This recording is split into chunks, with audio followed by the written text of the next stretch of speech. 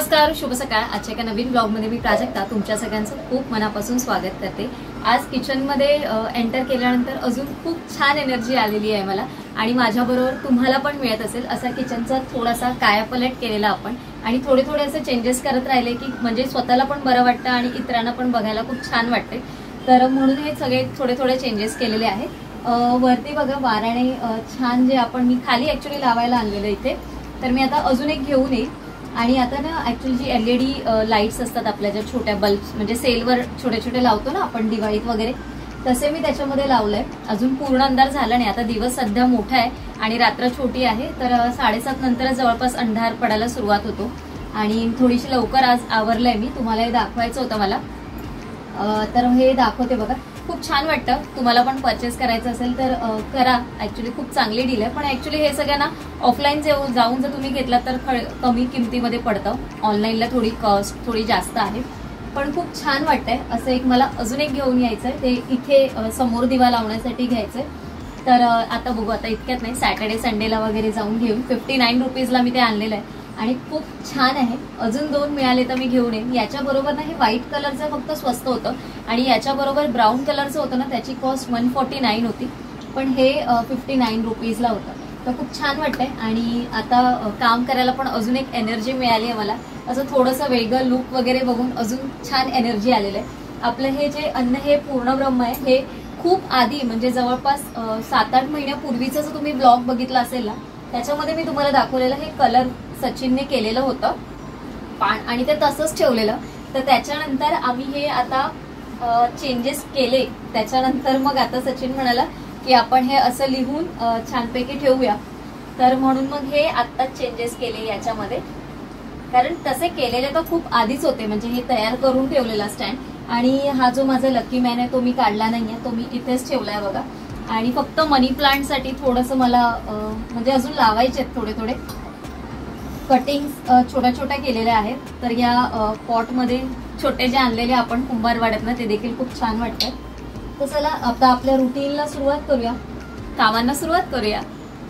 आपण नेहमी ना आपल्या किचनसाठी म्हणा किंवा घरासाठी म्हणा छोट्या छोट्या गोष्टींना ह्या जमा करतच असतो आणि त्या प्रत्येक गोष्टीचं असं असतं की अरे आता नको, आता ही खराब होईल, मी 4 दिवसांनी वापरायला काढते, किंवा एखादा सण आला ना तर तो बघून मी वापरायला काढते। असं करता करताना जवळपास या जाळ्या घेऊन मला वर्ष लोटलं असेल आणि जवळपास खूप आधीच्या व्हिडिओमध्ये मी या तुमच्यापर्यंत शेअर केलेल्या, जेव्हा मला या पप्पांनी घेऊन दिलेल्या तेव्हा। त्याच्यानंतर मी त्या आत्ता म्हटलं चला आता थोडंसं किचन आपलं चेंज वाटतंय, तर आपण या फायनली आता यूज करायला काढूया। हे जे काल बास्केटमध्ये मी नॅपकिन्स ठेवलेले ना, तर त्याच्यामध्ये खूप जास्त असे नॅपकिन्स राहत नाहीयेत, मोजकेच राहत आहेत। मग मी विचार केला की जे माझ्याकडे लॉंग नॅपकिन्स जे मी वापरते ना, तेच मी या बास्केटमध्ये ठेवेन आणि ते किचन साईडलाच ठेवेन, म्हणजे वरती नाही ठेवणार मी, एखादी खालीच्या ड्रॉवरमध्ये वगैरे ठेवेन, म्हणजे ते मला हाताला पटकन मिळतील। नाहीतर मी काही ते असे बास्केटमध्ये वगैरे ठेवत नव्हती, मला पण थोडासा प्रॉब्लेम व्हायचा जेव्हा मी अजून दुसरीकडे ठेवायची तेव्हा। आज जो नारळ किसून घेतला तो अगदी खूप जाड होता, म्हणजे खूपच जाड होता, म्हणजे अगदी काय बोलतात, एक तर कधी कधी चवचवीत निघतो आणि कधीतरी अगदी खूप जास्त असा खसखशीत निघतो। तर आता हे शब्द बरोबर आहेत की नाही माहिती नाही, पण आता आई वापरते तसे शब्द मी वापरले, खसखशीत नारळ। तर तसाच हा नारळ होता आणि आज करायचं होतं टमॅटोचं सार। म्हटलं काहीतरी वेगळं, कारण डाळ आपण वरण किंवा आता गरमी आहे तर किती आपण सांबार किंवा त्याचबरोबर काही कडधान्याचा रस्सा वगैरे किती खाणार ना, म्हणून म्हटलं आज आपण टमॅटोचं सार करूया। बरेच दिवस झाले मी सार केलं नव्हतं। तर इथे बघू शकता तुम्ही 2 प्रकारच्या मी मिरच्या घेतलेल्या आहेत आणि मी फ्रीजमध्ये अशा स्टोर करते। मी काही ते वेगळ्या बॉटलमध्ये वगैरे काढून ठेवत नाही आणि अशा त्या व्यवस्थित राहतात, छान कुरकुरीत देखील राहतात। त्याचा कलर पण मेन म्हणजे तसाच राहतो। कलर कुठे त्याचा म्हणजे थोड्या मिरच्या जास्त दिवस आपण बाहेर ठेवल्या ना तर त्याचा कलर उतरतो, त्या फिक्या पडतात। तर फ्रीजमध्ये स्टोर केल्यानंतर ते छान राहतात। तर मी बेडकी आणि काश्मीरी अशा दोन्ही मिरच्या समान घेतलेल्या आहेत आणि त्या थोड्याशा भिजत ठेवलेल्या आहेत। आणि जे काही आपलं रुटीन मी टमॅटोच्या सारची रेसिपी ना खूप आधीपासून तुमच्यापर्यंत बऱ्याच वेळा शेअर केलेली आहे। जर मला तो व्हिडिओ भेटला तर मी त्याची लिंक खाली नक्की शेअर करेन। तर हा जो जार आहे ना, मला असं वाटतंय की मी बाहेर किचनमध्ये यूज करायला वापरायला काढावा, पण आता सध्या ही एक बॉटल आहे, त्याच्याबरोबर ती एक बॉटल पण आहे। ते मी विचार करत होती काढू की नको काढू, काढू की नको काढू, कारण मला भीती वाटते. कारण असा जार मी एक डीमार्टमधनं घेतलेला आणि तो माझ्या हातातनं फुटला गेला. मग त्याच्यानंतर माझं असं थोडंसं होतंय की अरे म्हणजे वापरायला वरती काढू की नको काढू. आणि ऑलरेडी ना मला अजून जे मी चेंजेस केले ना त्याची सवय होण्याची पण थोडीशी अजून म्हणजे गरज आहे. जोपर्यंत मी यूज टू होत नाही या सगळ्या गोष्टीशी ना तोपर्यंत मला थोडंसं जळत जाणार आहे. म्हणजे थोडंसं काम करायला थोडंसं अवघडल्यासारखंच होणार आहे.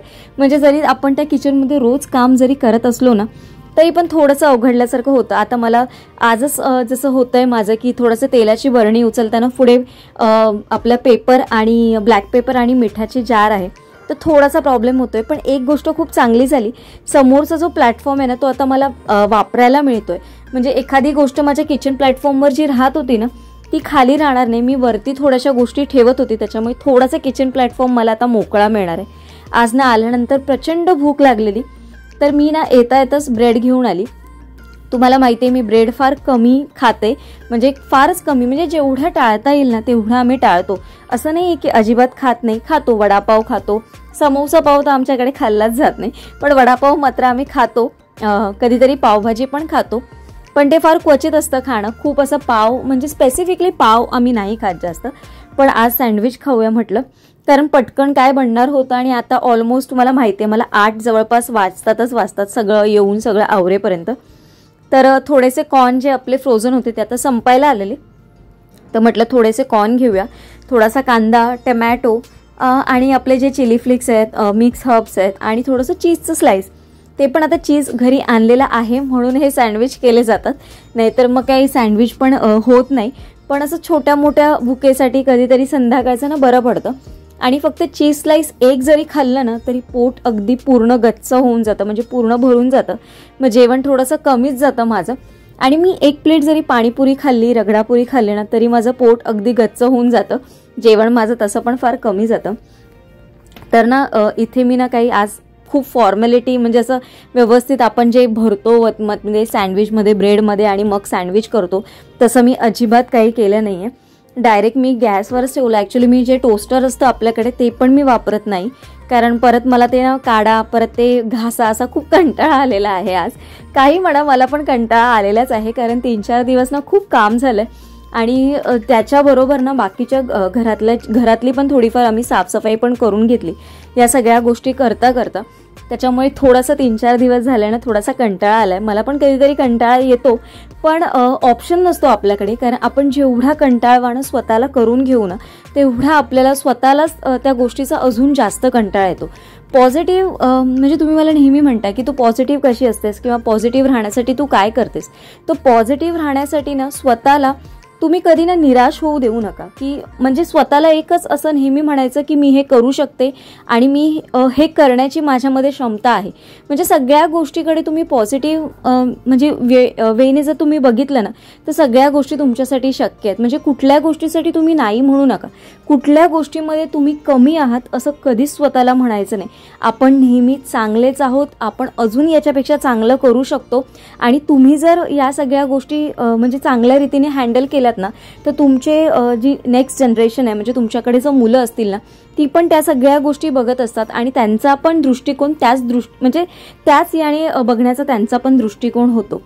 तर चला आज ना तुमच्याबरोबर ही गोष्ट मला साफसफाई करताना भेटली. आता ही या पेपरमध्ये तुम्ही म्हणाल ही काय आहे, आणि हे ना मला देखील माहिती नव्हतं. तर माझ्या लग्न झाल्यापासून मी या घरात आहे, पण ही गोष्ट आमच्याकडे आहे ते मला माहितीच नव्हतं. साफसफाई करताना मला ही गोष्ट मिळाली. तर कुठे मिळाली, काय मिळाली ते नंतर तुम्हाला एखाद्या व्हिडिओमधनं सांगेन. पण हा आहे भिडाचा काय बोलतो, भिडाचा जो घावणे करतो ना त्याचा तवा आहे. भिडाचं आहे बघा. पण याची एवढी वाट लागली आहे, पूर्णपणे ते खराब झालंय.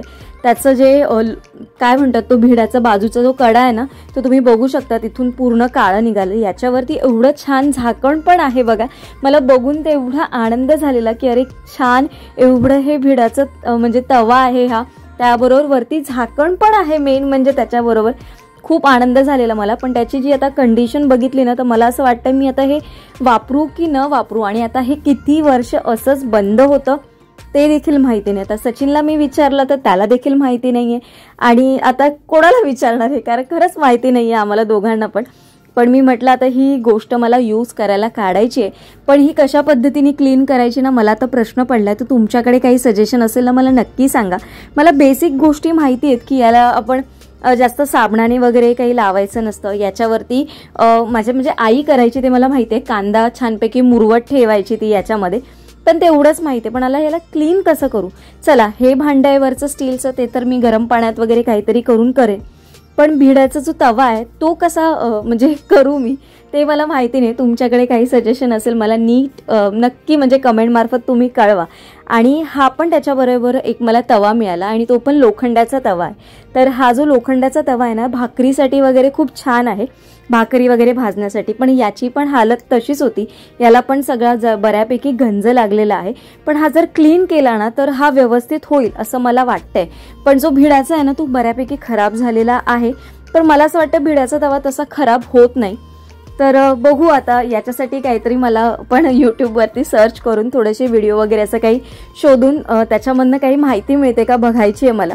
पण तुमच्याकडे असेल मला नक्की शेअर करा. आणि तुम्ही जर ती शेअर केली तर मला पण उपयोग होईल आणि मी पण म्हणजे पुढच्या एखाद्या व्लॉगमध्ये आपल्याला याच्यावर घावणे पण करता येतील.